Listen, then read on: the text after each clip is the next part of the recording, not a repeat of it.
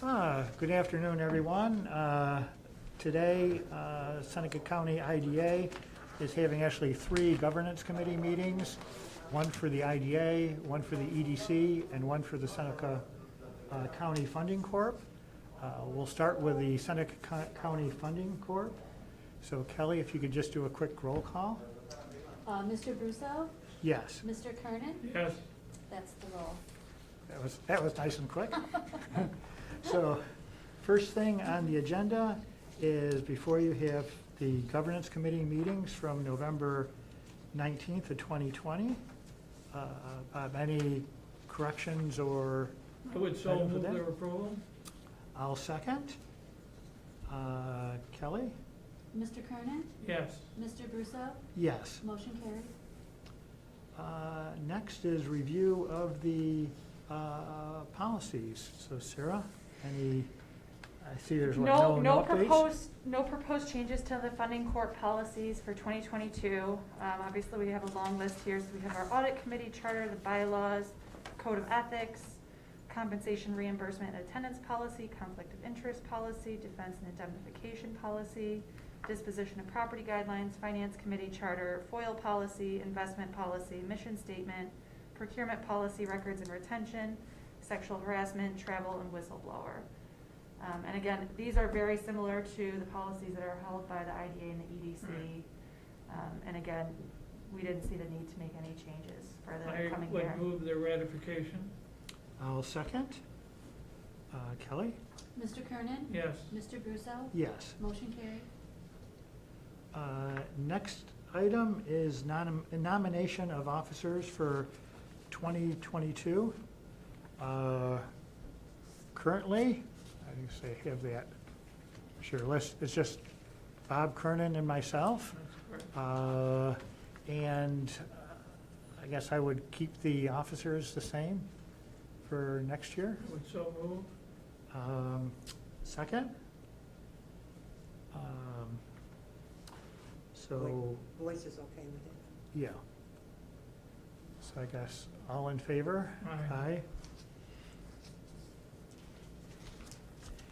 And then we have the governance committee's 2021 evaluation.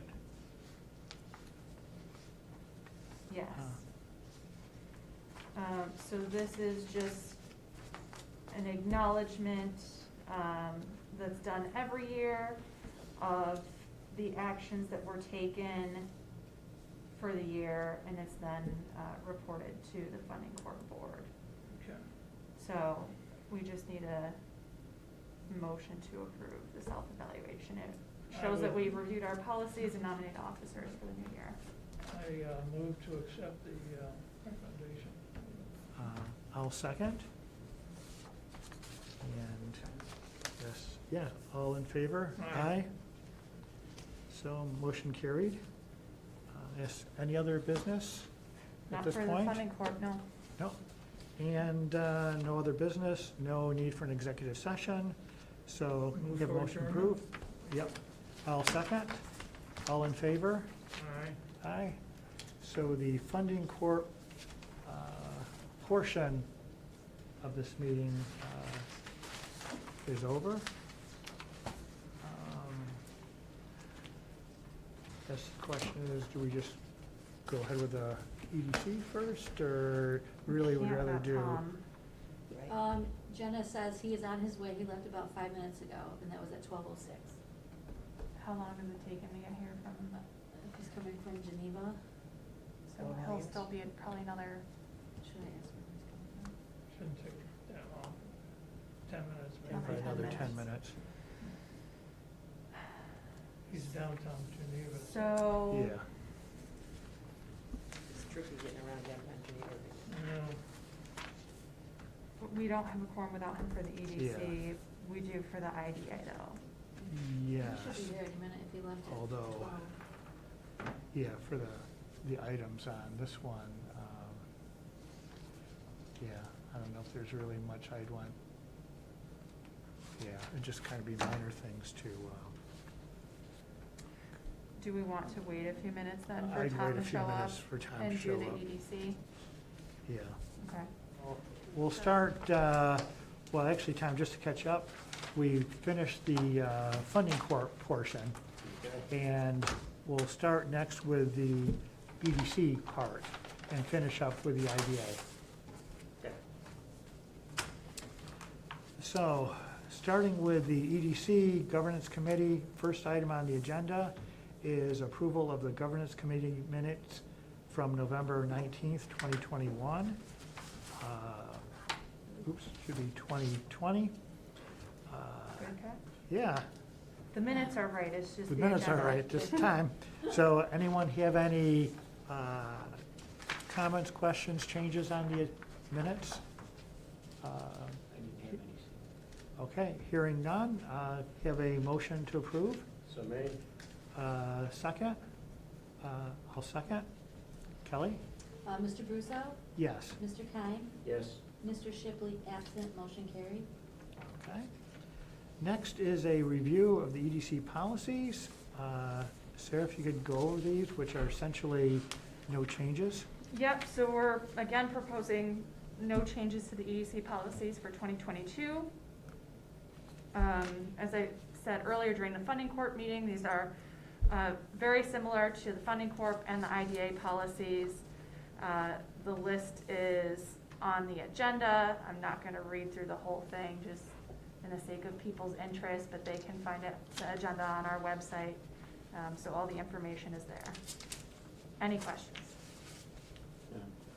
No? So can I have a motion to approve? So made. Yeah, I'll second. Kelly? Mr. Brusso? Yes. Mr. Kine? Yes. Mr. Shipley, absent, motion carried.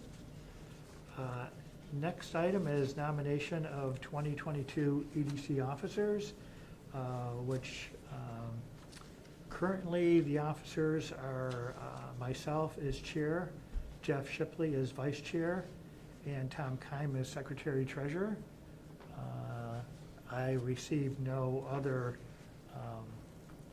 I guess, no other requests for officers. Yes, Tom, are you comfortable with maintaining the same slate of officers for next year? Yeah. Hopefully my schedule will slow down next year. Yeah, if that's possible. Thankfully, we don't have that many EDC meetings, so. Luckily. So then, with those, would this be what, voice vote? Mhm. So Tom, are you comfortable with putting forth that slate? Slate, move that we put forth the slate as currently standing and Okay. noted. Okay, I'll second. All in favor? Aye. Aye. So motion carried. Next item, Sarah, is the Governance Committee evaluation. Yep, so this is similar to the funding corp evaluation. It's a report to the full EDC board about proposed changes to the charter or governance guidelines and summary of activity for the year. So we aren't proposing any changes to the charter or guidelines. The only things really of note would be that we've today reviewed the established policies.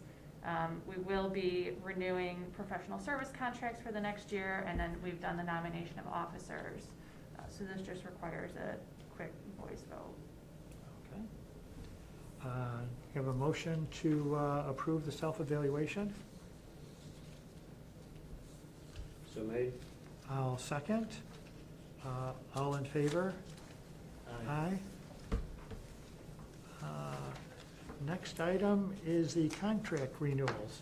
We have two, Dermody, Burke and Brown, and Bob Kernan, CFO. Yep. So this is obviously a little different from last year when we were still operating the cemetery. We had all of those contracts as well. Now that that's been transferred, we only have the two, so for accounting and CFO. These are shared contracts with the IDA. And essentially the proposed rates are just broken down between the two agencies. So the way the Dermody, Burke and Brown contract is being structured for 2022 is for 6 months for the EDC. And essentially it's at an additional, it's I think $100 a month from the EDC for the first 6 months of the year. To get us through audit season essentially, and then the activity drops off. We don't have the accounting firm specifically working on the funding corp. Those are all internally prepared financials done by our bookkeeper who serves all three agencies. Then the proposal for Bob is for 12 months for the EDC, but it's at a reduced rate, so typically it would have been $500 a month paid out of the EDC. The contract has been altered to reflect, again, less business due to the cemetery transfer, so it would be $250 a month. So those are the proposals. Are there questions?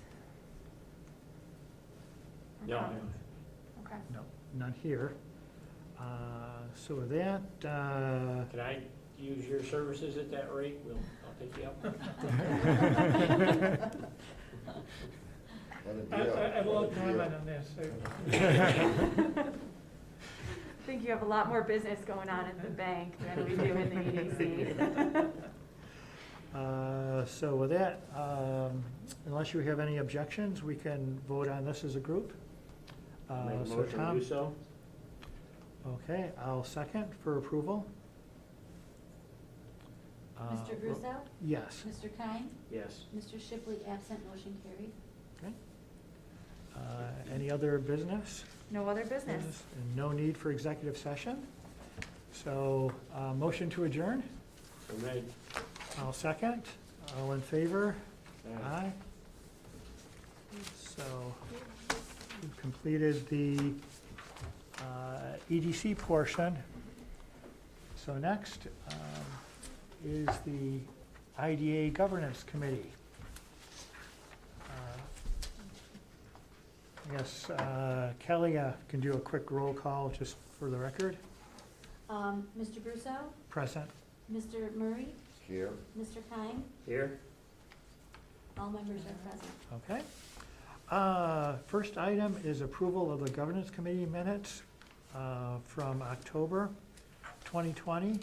The only item that I noticed is on approval of the meeting minutes of July 21st. It has Mr. McKinsky approving the minutes, which is a little difficult to do. A little hard. So, other than making that change to Mr. Kime, I have no other comments on that. Motion to approve? Motion to approve. I'll second. So yeah, we can do voice vote. All in favor? Aye. Aye. Anyone opposed? I have to abstain, I wasn't there. Right?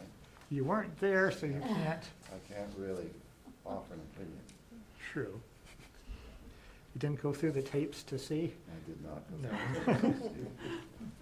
Fair enough. So the next one is a decent section here. It's a review and recommendation of approval to the full board of, we have some new policies along with some established policies with no modifications. Yep, so we'll start first with the new and established policies with modifications.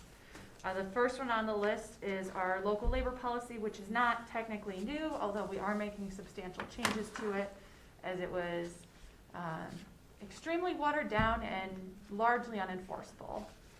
There was no real threshold as far as local labor requirements.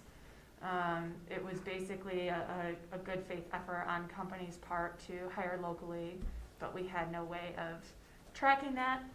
So you'll see, and this was very So I don't have closely. This isn't a red line version then showing changes here. This is what you're proposing it be. This is what we're proposing to do, yes. Which makes it a little bit harder Um, not have a red line version of what the changes were. But yes, I apologize for that. The previous version was literally, it was like 2 sentences saying that the company hereby makes all efforts to hire locally from these counties. And that was essentially it. There really wasn't more to it. Our new updated version of the policy is modeled very closely on Ontario counties, who has done some work recently to sort of beef up their own policy. We are proposing to establish a 70% thresholds for local labor to be used for the construction, renovation, and/or expansion activities. We have defined the local labor area as being Seneca, Ontario, Wayne, Yates, Cayuga, Schuyler, Monroe, and Tompkins counties. I do want to note that we can make the list of counties however long or short we need it for the purposes of our local labor policy. There is a slight difference between this and the local labor column on our IDA application, where that is dictated by statute that it can only be, I believe, from 5 contiguous or adjacent counties. But here, because this is our own internal policy that's not mandated by the state, that allows us to draw from a broader area, which I think in this case is beneficial because obviously we're directly surrounded by some of the less populous Finger Lakes region counties. So not to confuse anybody, but just wanted to point that out. It does allow companies to request a waiver of the requirement in the case where they need specialty contractors to satisfy a job and that can't be found locally. The request for waivers have to come before the agency.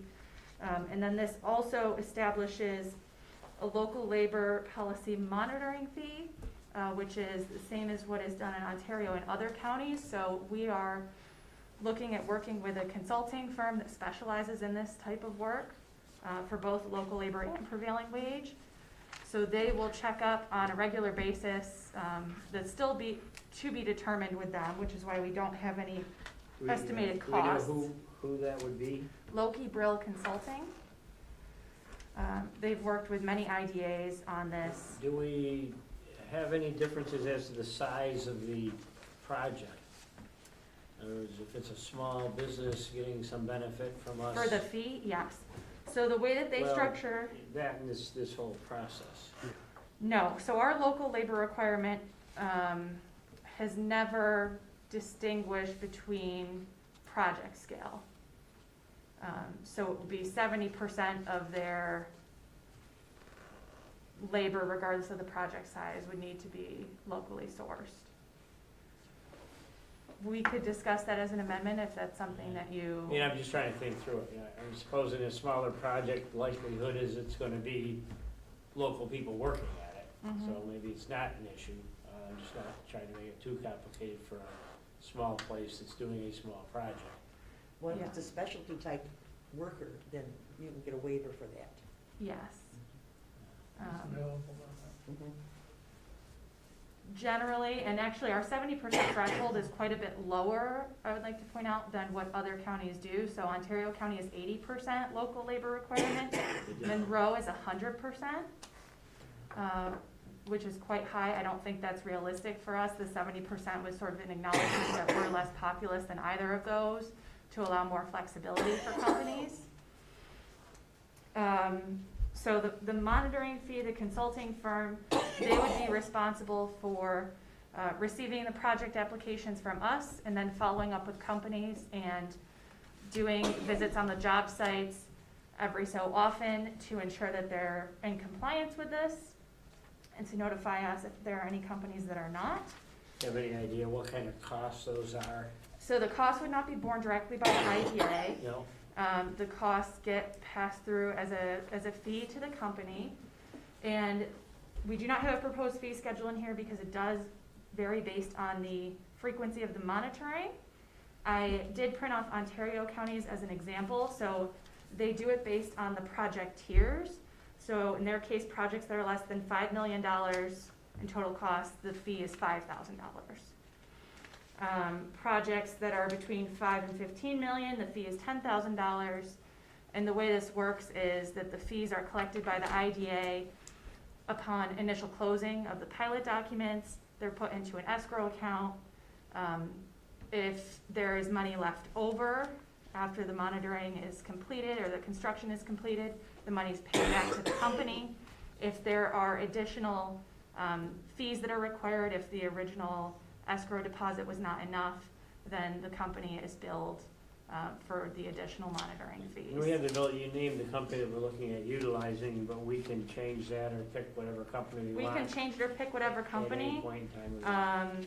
It doesn't even need to be a board decision because we're not, entering into a specific dollar amount contract with the IDA, so it gives us a lot of flexibility. The beauty of it is that there is no additional administrative burden or monitoring on Mhm. our part, Yeah. which is wonderful, because otherwise these policies get very complicated to be keeping track of who's hiring and where they're hiring from. So that's essentially the summary of the local labor. Do you have additional questions or concerns on this one specifically before we move on to prevailing wage? Just the size of, again, I'm sure there's some history to this. I don't know whether Del Lago would have been a logical sort of party to this agreement. Certainly Trelina will be. I mean, in the case of Trelina, where Yes. it's all upfront construction. Yes. And in that case, it seems to me that drawing the footprint of counties a little narrower, at least for that job. I know it's not, you can't really tailor this to one particular project, but it seems like Monroe and Tompkins may be a bit far afield. That would be, the whole thing is upfront, and it's construction jobs, it's sizable. It would seem like, as a resident of the county, getting the vast majority of that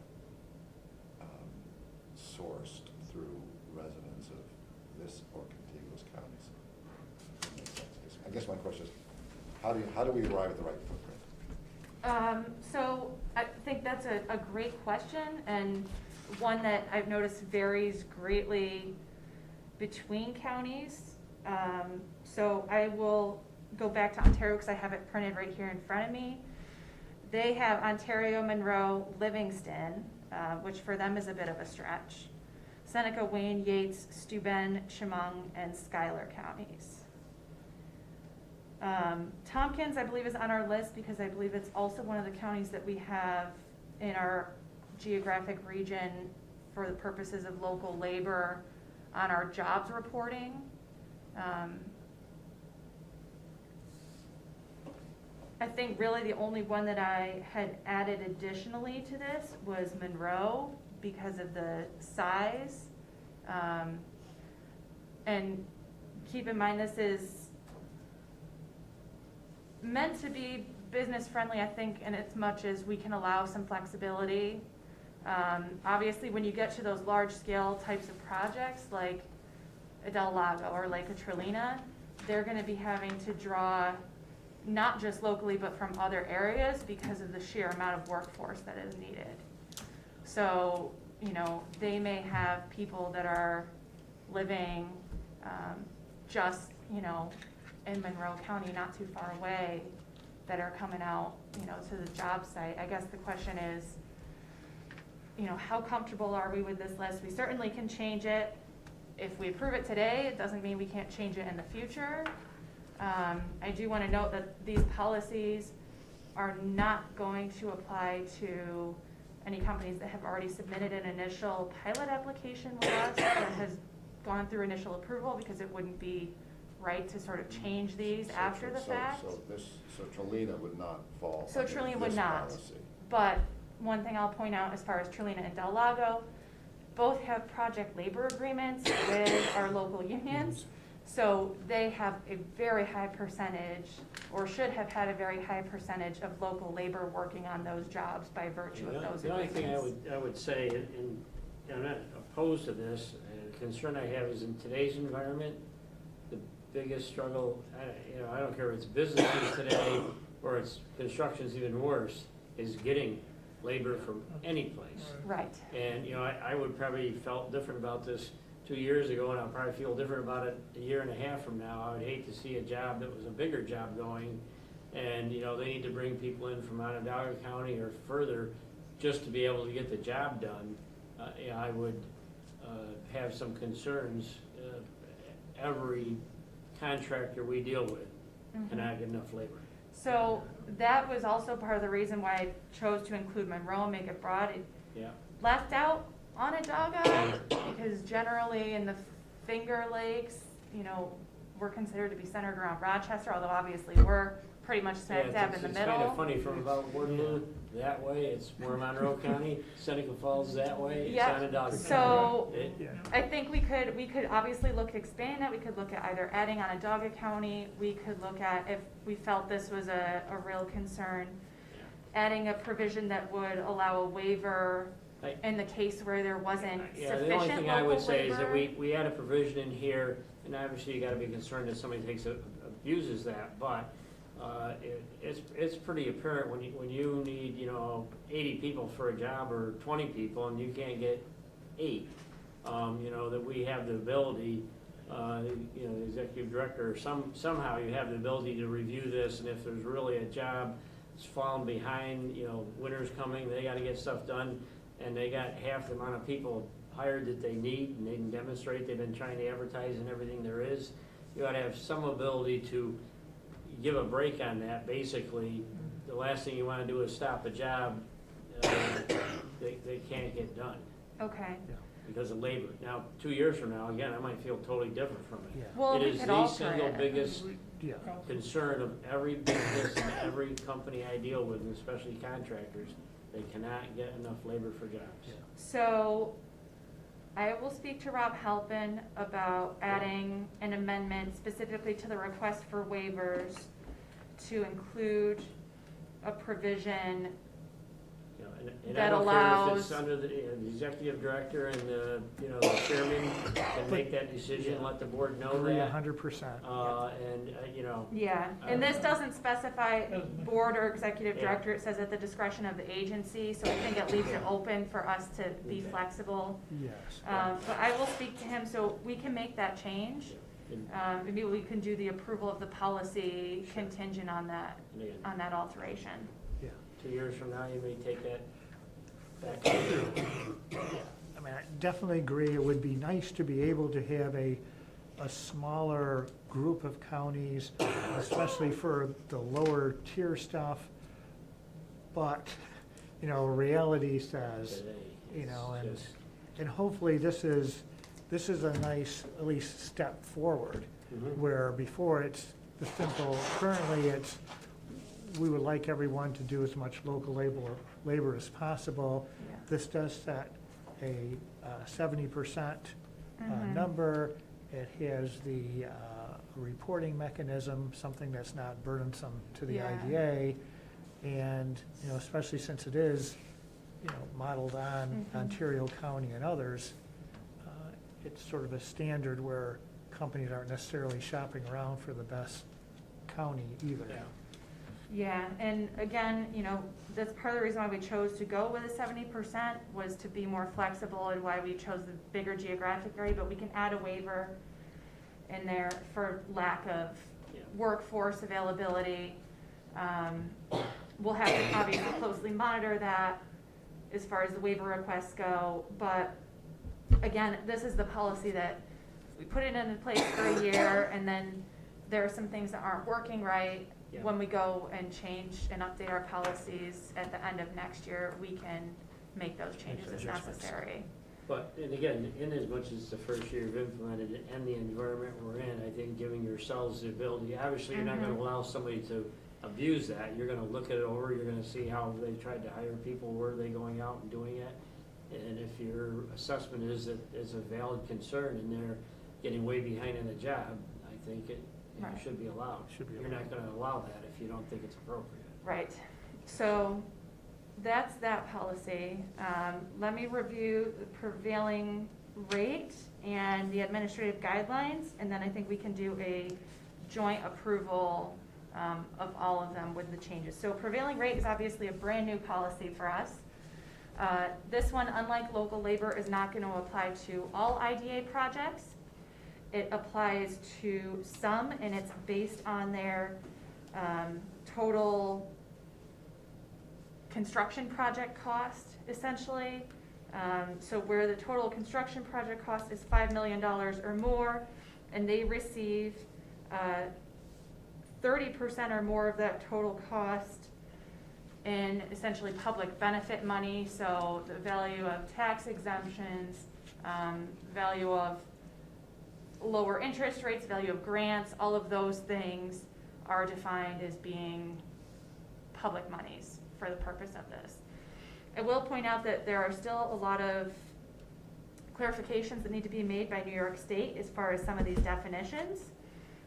But this prevailing wage law is set to take effect in January, which is why we're choosing to move forward with it now. So we have something with our own definitions based on our interpretation of it. And then as New York State comes out with guidance, if that happens to be different than what our policy says, we will make the updates as necessary.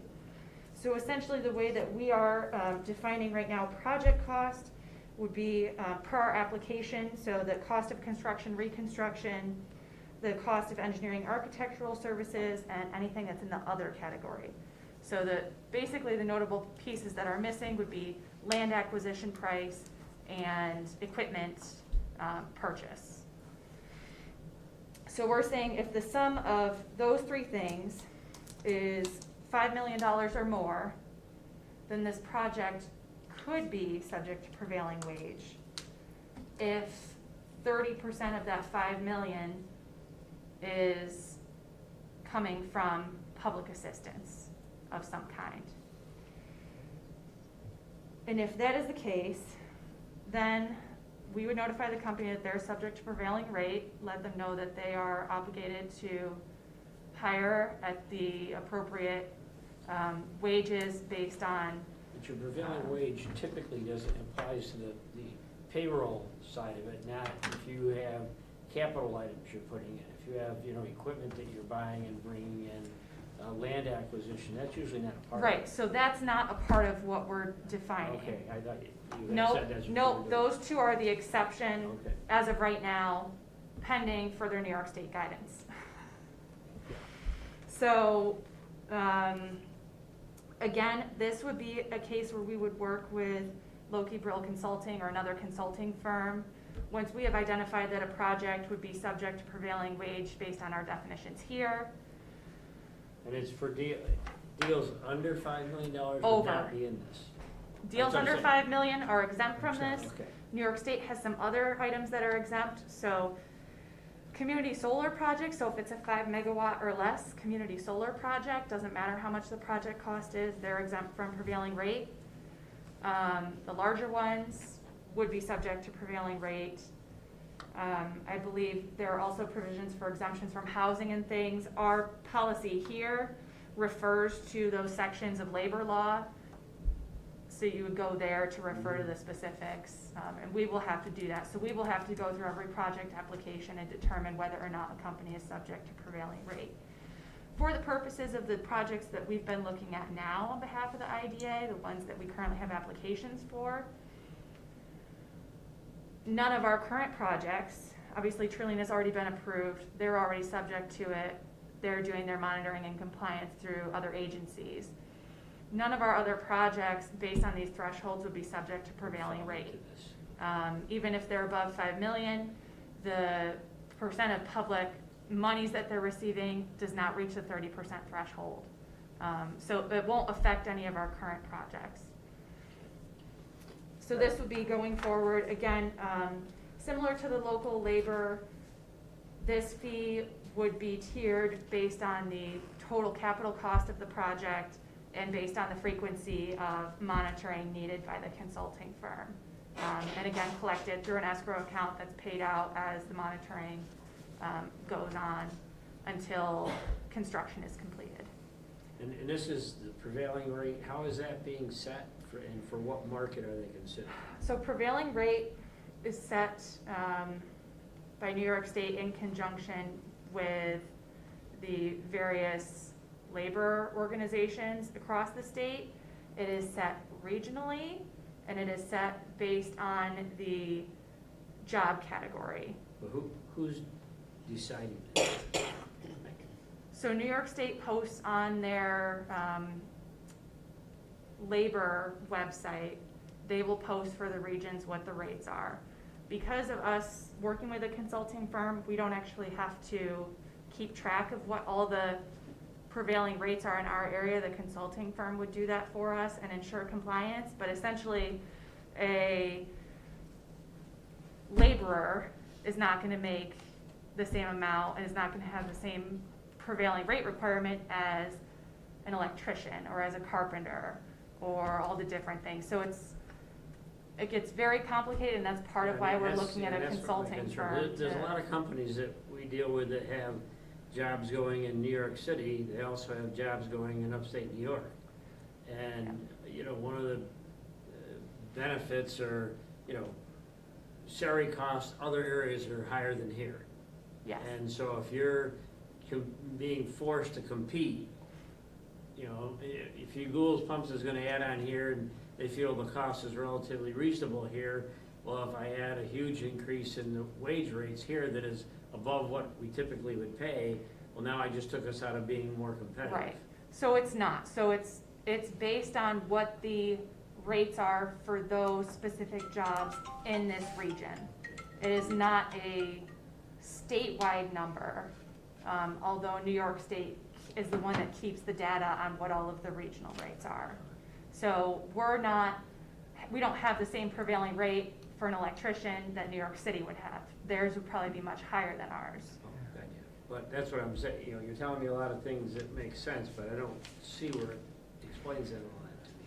So it's all explained, and this is part of it. So if we had written out word for word what state labor law said, it would be very long. But all of the definitions for prevailing rate are included actually in state statute But we, and are referenced here. We are subject to prevailing wage rates in my industry, and it's for farm laborers, for H2A contractors, and, you know, there's always gonna be a little inequity in that, because theoretically, the farm laborer could be picking vegetables, they could be milking cows, they could be pruning grapevines, and there's enough difference, I think, so, I mean, the state is not as granular when it really gets down to the nitty-gritty job role, you will find what appears to the employer as inequities. And that is to the employer. I mean, we're paying substantially more per hour. I mean, they're great workers, we rely on them heavily, but we're paying substantially more per hour for our farm labor contractors than we would have otherwise thought was necessary. We're paying them, they're fine, but there's gonna be squawking. Yes. Yeah. Do you happen to know what region or who's in our region? I don't know what the regional boundaries are specifically, other than we would generally be in sort of the Finger Lakes area. And I don't believe that that would include necessarily like Onondaga County, and I don't even know if that includes Monroe County. I think those may very well be separate from us as far as what the prevailing rate is. And again, this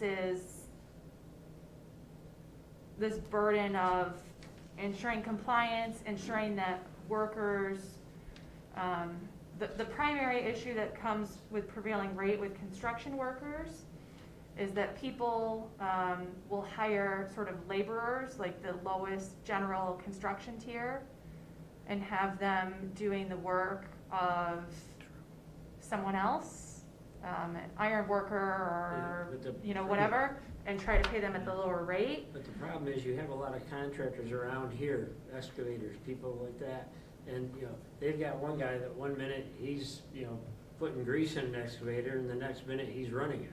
One minute he's, you know, carrying lumber, and the next time he's building something. So, you know, we don't have those jobs where we need, you know, 10 people just carrying lumber and 10 people greasing a piece of equipment. Quite often you have people that, you know, they have 5 people and they're doing multiple jobs. True, and I think there is some flexibility for that. It's, So we're passing all this because of New York State yes, changes in laws. yes. And I just don't wanna add to the inability for local contractors and people that we come up with something that's more restrictive or harsher than the state. We are not. We're not doing anything different than the state. We are not defining our own rates. All of that is defined per, like I said, per state statute, but the rates vary based on region and by type. And then it's up to the consulting firm that is doing the enforcement to ensure when they go on the job site on a given day that a worker who is doing something is being paid appropriately for the work that is being conducted. The point is not to be nitty-gritty over somebody that's, changing the oil on something and then doing something else that's similar. They're likely going to be in the same job tier.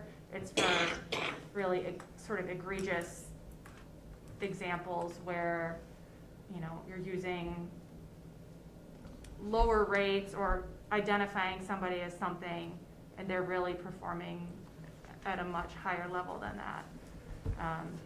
That's the best way I can explain it. So really, I think not the good part, it's, in reality, we need to meet New York State mandates. It's a difficult law, it's going to be difficult to implement.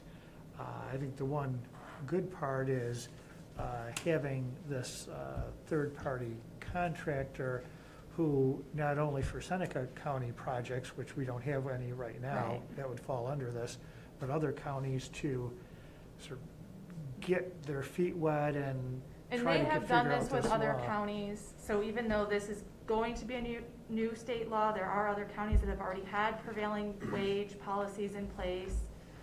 When is this gonna be a new New York State law? January 1st. January 1st? And have we seen the tables? I mean, this is an occupational category. This is occupational category, regional basis. And have they published the They get What- updated, I believe, every year by the New York State Department of Labor. And so again, the questions that right now that people are having from New York State are not, what is the prevailing rate? That's been fairly clearly defined based on where you are and gets updated every year. The real question in terms of the IDA projects is the definition of construction project cost and what exactly that includes. And again, that's where we've made our assumptions based on the data that we collect on what qualifies as that. And then, there's some questions about the 30% threshold definition, but again, we've provided for that in here. And then there is also, this gets very complicated, there is some dispute about the law actually taking effect in January or not. Because there was provision for a citing board to be formed at the state level to define some of these things prior to the law taking effect. Which is We are making the assumption that the way it's written, that it's gonna take Yeah, but effect that's a in little bit January why- regardless of why I having the question citing board or why- not. I get that we wanna try to be ready when it is, Mhm. but what is because it is still being debated. It is. And so what is our benefit to jumping out ahead of it and approving what we're going to do before we know for sure what it's going to be? What is Because the benefit to it's it? coming no matter what, and there is much less risk for us this way than if the law is still taking effect and we run into penalty of not being compliant.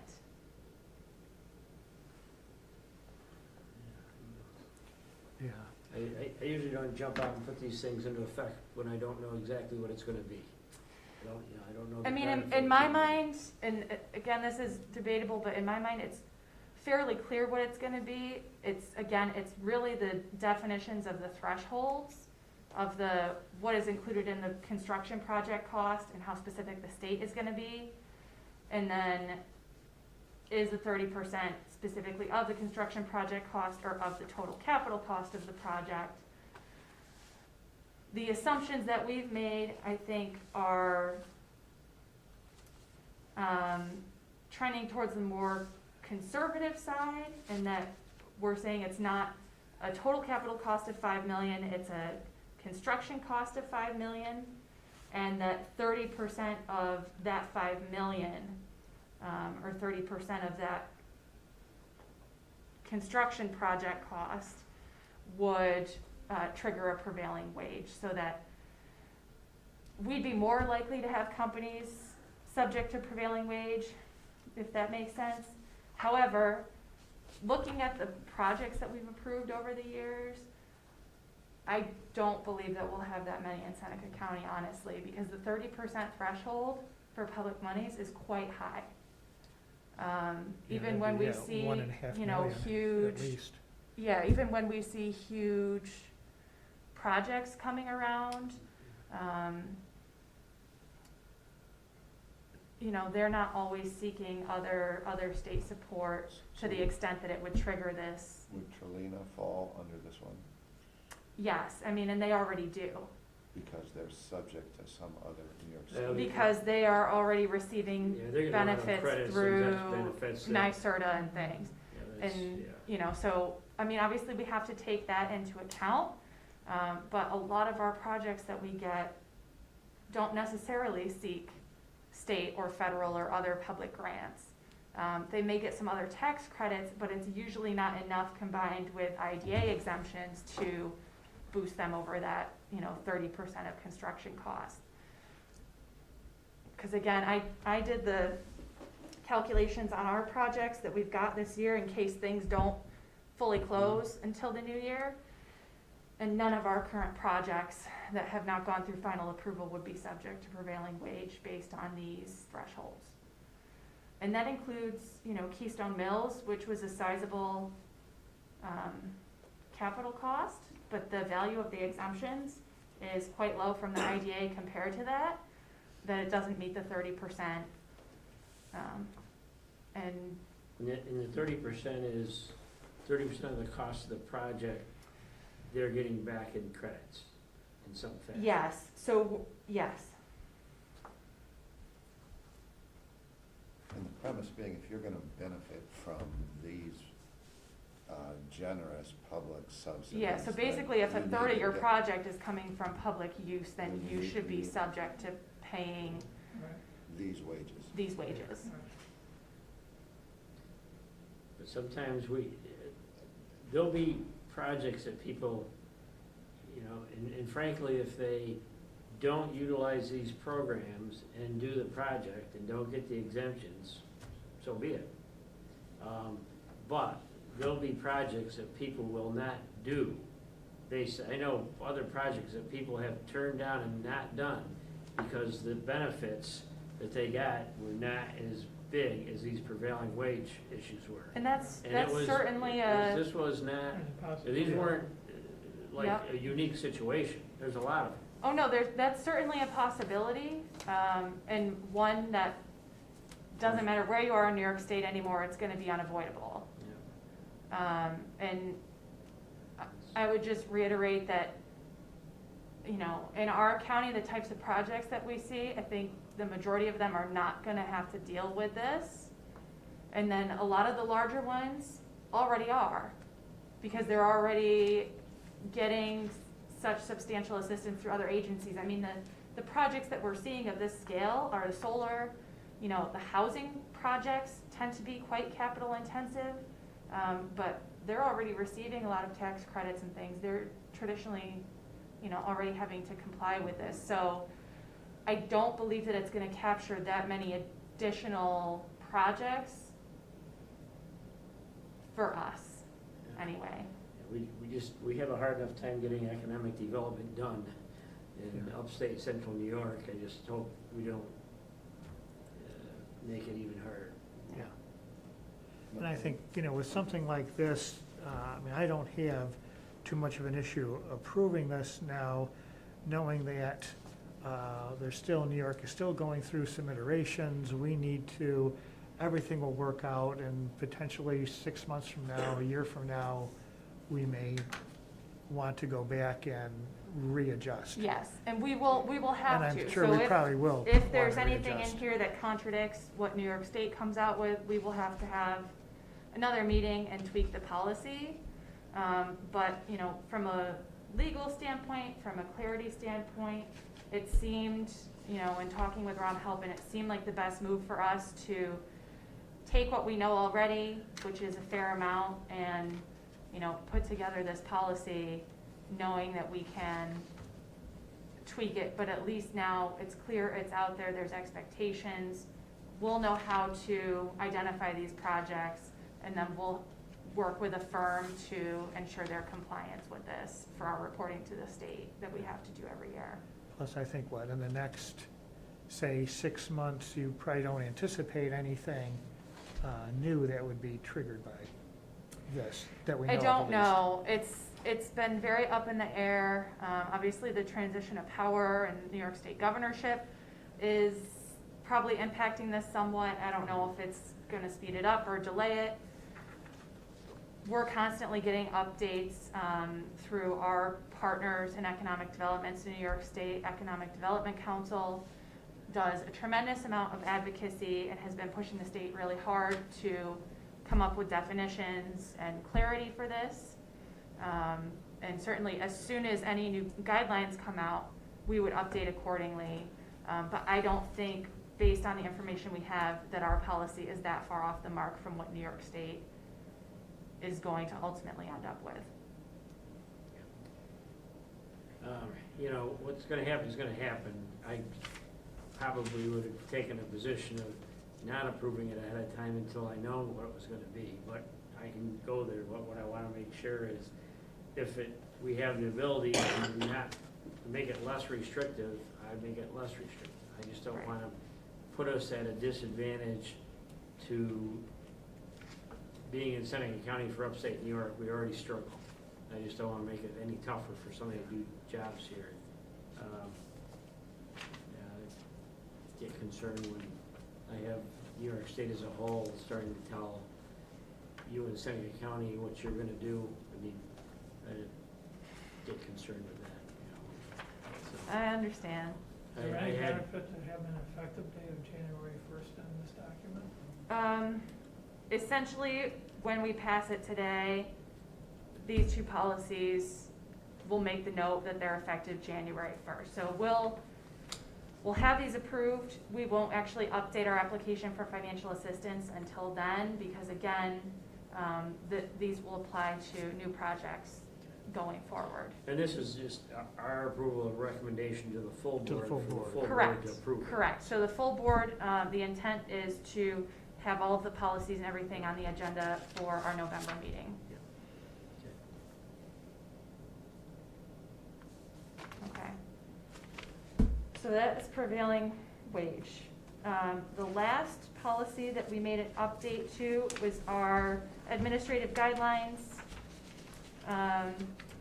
The alteration, so we didn't print out the whole packet for you because it's like 20 or 30 something pages long, but you do have the redlined version. In this case, we added the paid family leave. It's the New York State Paid Family Leave Program.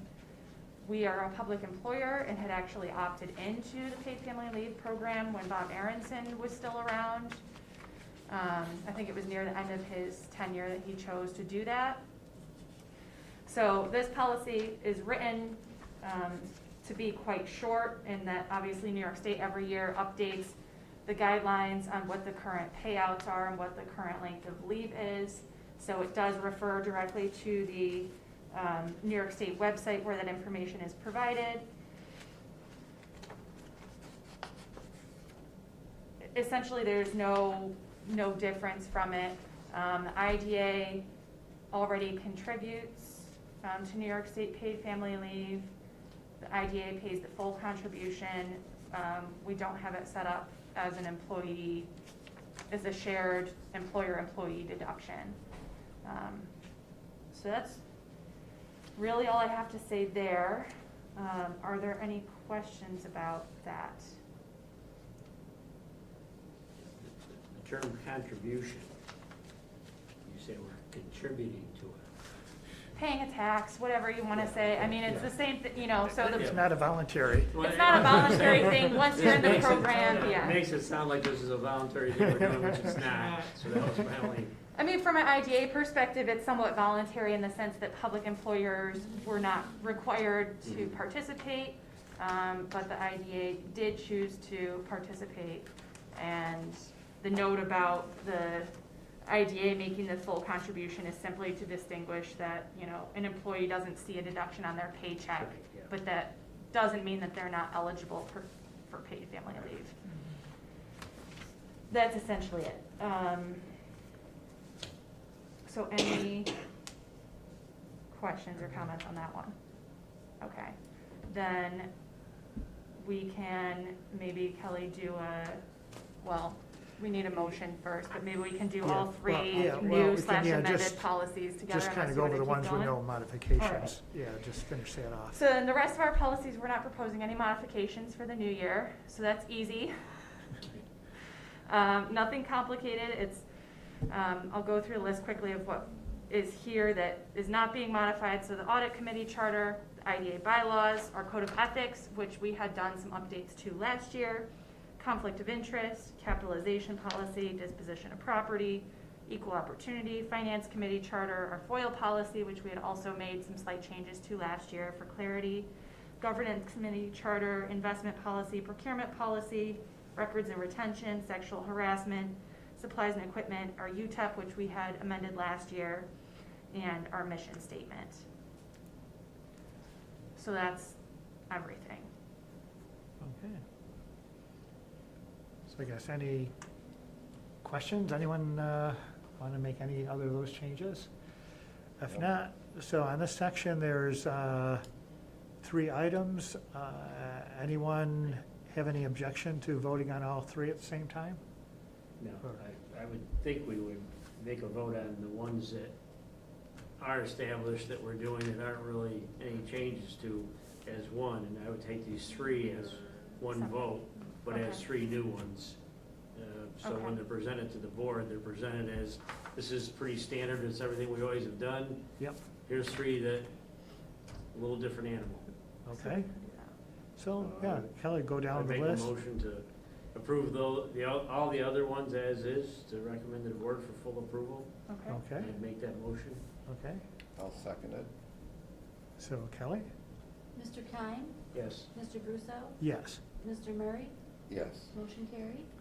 So then that leaves the 3 policies that are new or have been changed. Yeah. So, what, want to do that as the group with all 3, or doing it separately? You need to get it, it needs to go to the board, so I'll support that, but can I object to making a recommendation and then vote for it? No, I'm just kidding. Don't make Yes. it more Well, I guess- complicated, Tom. Well, yeah, No, I make a motion that we, the 3 other policies be presented to the board for, review and approval. Okay, Yeah. and I will note that Yes. that includes an amendment to the proposed local labor policy where we allow waivers based on lack of available workforce. And we'll have Rob help in draft that prior to this going to the full board. so yeah, Tom made the motion. I'll Bruce second it. So Kelly? Mr. Brusso, Yes. Mr. Kine, Yes. Mr. Murray, Yes. motion carried. Okay. Next on the nomination of 2022 IDA officers. I did reach out to everyone on the IDA to see interest in officer positions, and we ended up with the recommended slate with myself as chair and treasurer, and Bruce Murray as vice chair and secretary. Bruce eagerly agreed. With a caveat. With a caveat. And the caveat was, for your benefit, Tom, that my understanding is this board, unlike other boards, doesn't have a succession policy where the vice chair automatically becomes the chair. I can't yet sign up to be in that, on that conveyor belt. But I'm happy to be the vice chair to become more familiar with the organization. Good. So, next, let's see, do we want to, Let's Go do through the- self-evaluation. Oh, yeah, self-evaluation. I'm gonna say do number 6 and finish off with executive session. We can do that. Yeah. So we'll do the self-evaluation first. So again, similar to the funding corp and the EDC, we have the governance committee's self-evaluation to be presented to the IDA board. Again, not proposing any changes to the governance charter or guidelines for the year. And just summarizing that we have done the following this year. So the new prevailing wage policy, the modification of the local labor policy, the modification to our administrative guidelines, review of our other established policies, renewal of the professional services contracts, which we'll be getting to, and then nomination of officers for the new year. So if we can just get a voice vote to approve this to be presented to the full board Okay, at the next meeting. so yeah, motion to approve. So made. Second, I'll second it. all in favor? Aye. Anyone opposed? So we'll skip ahead to number 6, contract renewals. Okay.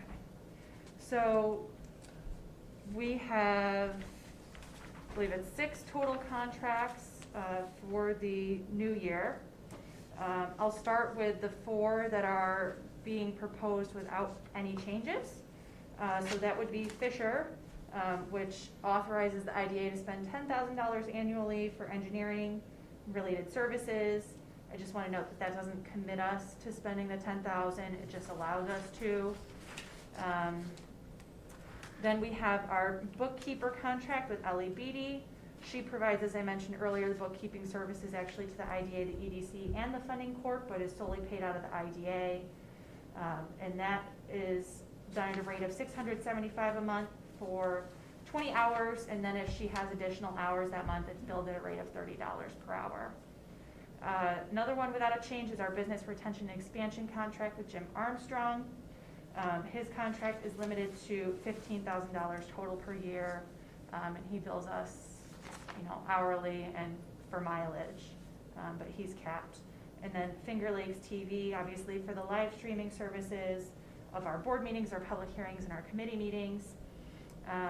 Again, this is a proposal to extend the current contract, which is $10,000 per year to stream up to 15 meetings, and then additional meetings are at $700 per meeting.